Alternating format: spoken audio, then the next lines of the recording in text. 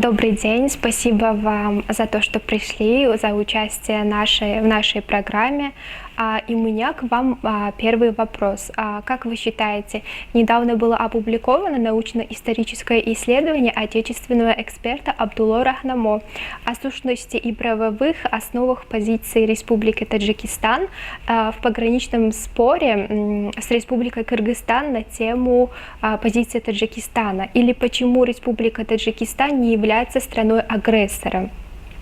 Как вы восприняли статью эксперта по международным вопросам Абдулло Рахнамо? Да, действительно, мы все являемся свидетелем данной статьи. Все нам известно, что пограничная проблема, которая у нас в основном за последние годы является очень спорным, который имеет очень негативные последствия, данный процесс. Я думаю, эта статья всесторонне раскроет нам суть данного конфликта, так как Абдулло Рахнамо смог доказать путем официальных документов те документы, которые определяют наши границы с другими нашими соседями, в том числе и особенности Кыргызстана. Исходя из этого, так как статья имеет чисто не только с точки зрения исторического, а с точки зрения политического характера, с точки зрения документа, который определяет наши границы с нашим соседом, этот говорит о том, что пора уже время того, чтобы мы правильно понимали суть данной проблемы. Мы знаем, что, к сожалению, наш сосед, наш Кыргызстан, за последние годы, исходя из того, что у нас есть очень много переговоров, даже у нас были 200 таких встреч между представителями двух стран. Но хотя уже было определено где-то почти 69% спорных таких моментов нашей границы с Кыргызстаном. Но с непонятными такими причинами, но с одной стороны понятными, до сих пор не подписывается этот документ, которые работали в течение больше 20 лет. Комиссия это общая комиссия между нашими и Кыргызстаном, они определили наши границы. Но почему такая ситуация сейчас у нас? Мы все знаем, что во время Советского Союза Таджикистан, Кыргызстан и другие страны были как союзными странами, вошли в этот союз. Многие проблемы тогда воспринимали как общими, то есть там не было таких спорных моментов.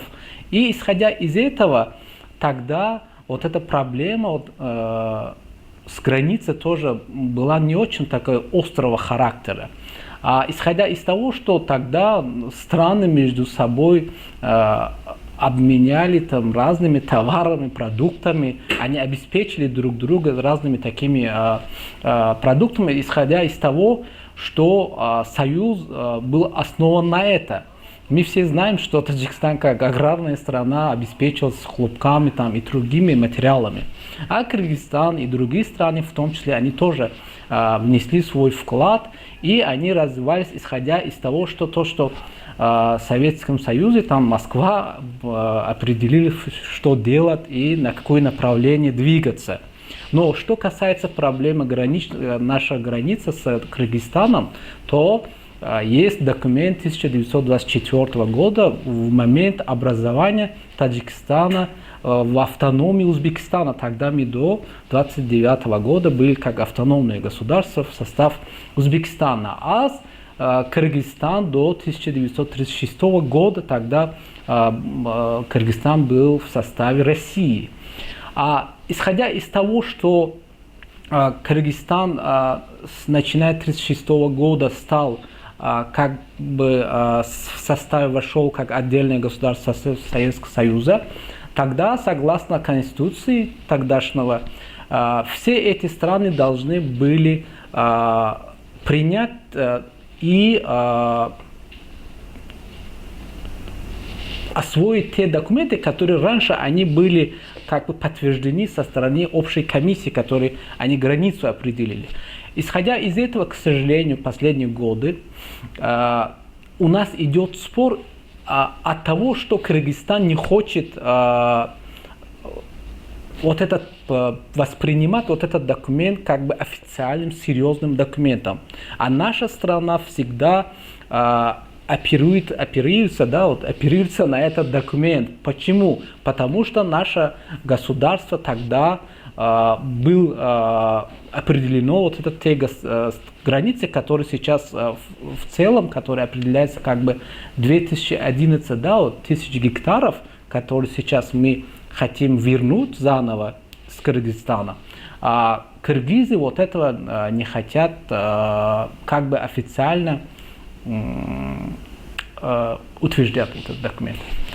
Считаете ли вы, что при приграничных спорах необходимо учитывать основные показатели карт 1924-1927 годах?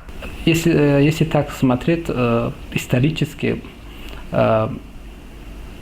мы можем уже говорить об очень большой территории, которую мы раньше имели.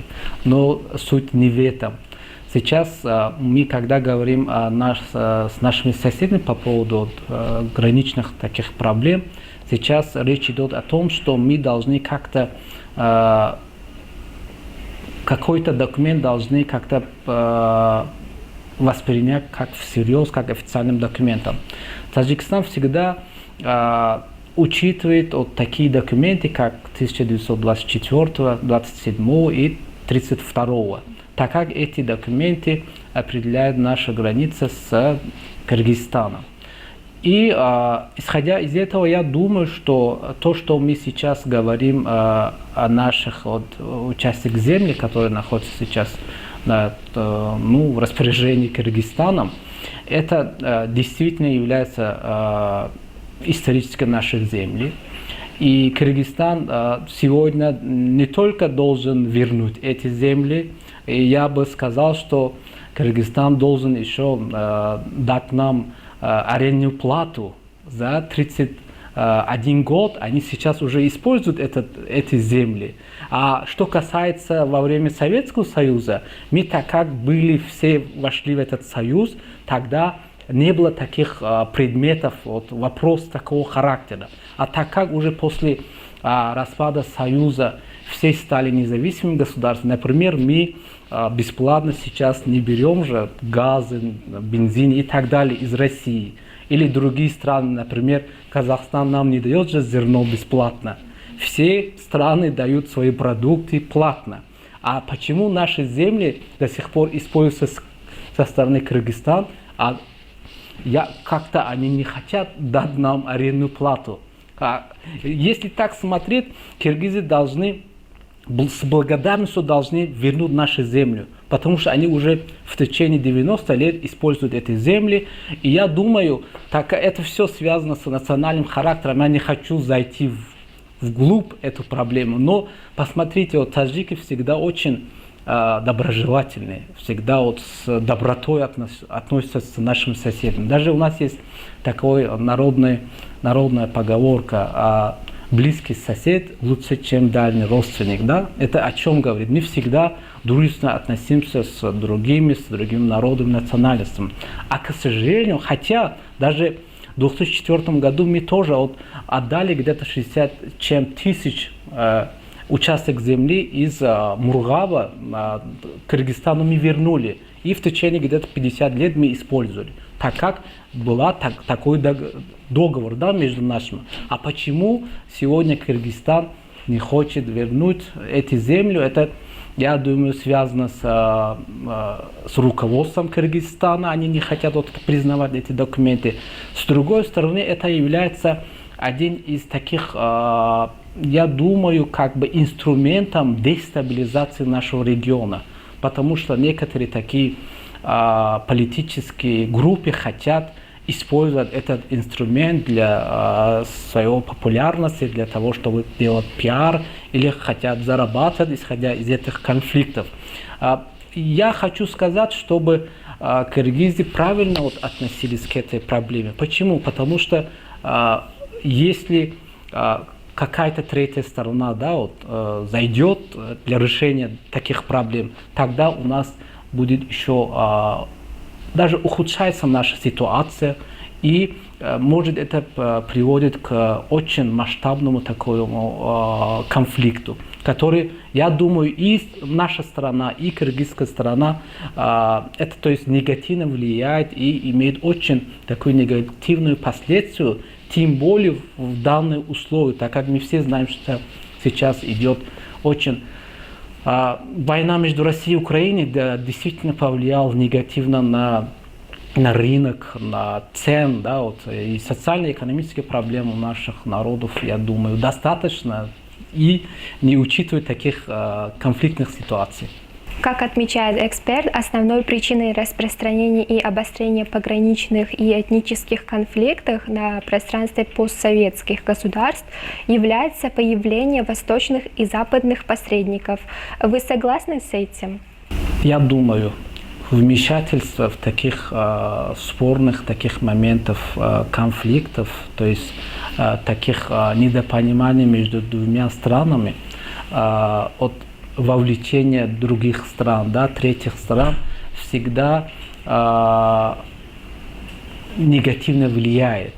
Если эта проблема была внутренняя, то тогда была другая ситуация. Так как у нас сейчас недопонимание, такой предконфликтный такой характер между Таджикистаном и Кыргызстаном, когда-то, если в таких условиях какая-то третья сторона, западная, восточная, нет разницы.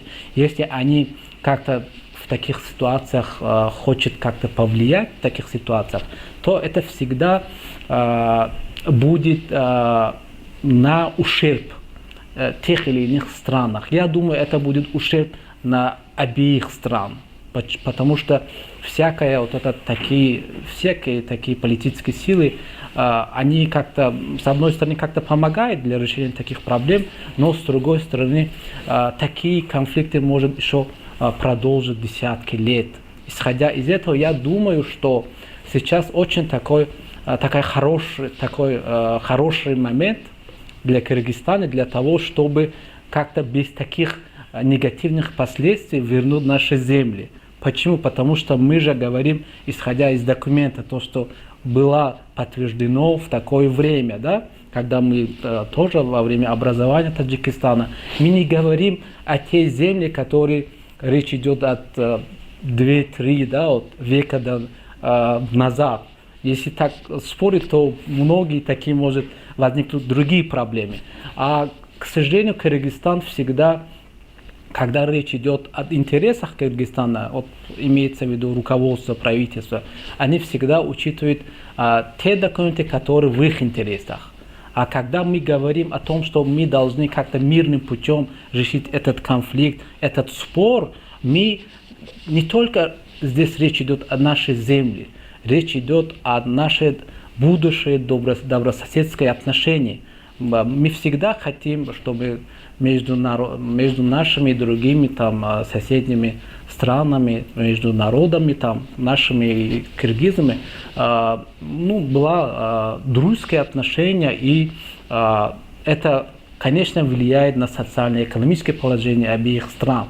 Исходя из этого, я думаю, что то есть в таких ситуациях, в таких обстановках нельзя как-то привлечь других внешних сил, так как это в дальнесрочном может повлиять негативно на политическую эту ситуацию этих стран. Большое спасибо за ваше интервью. Благодарю, что пришли на нашу программу, за участие. До новых встреч!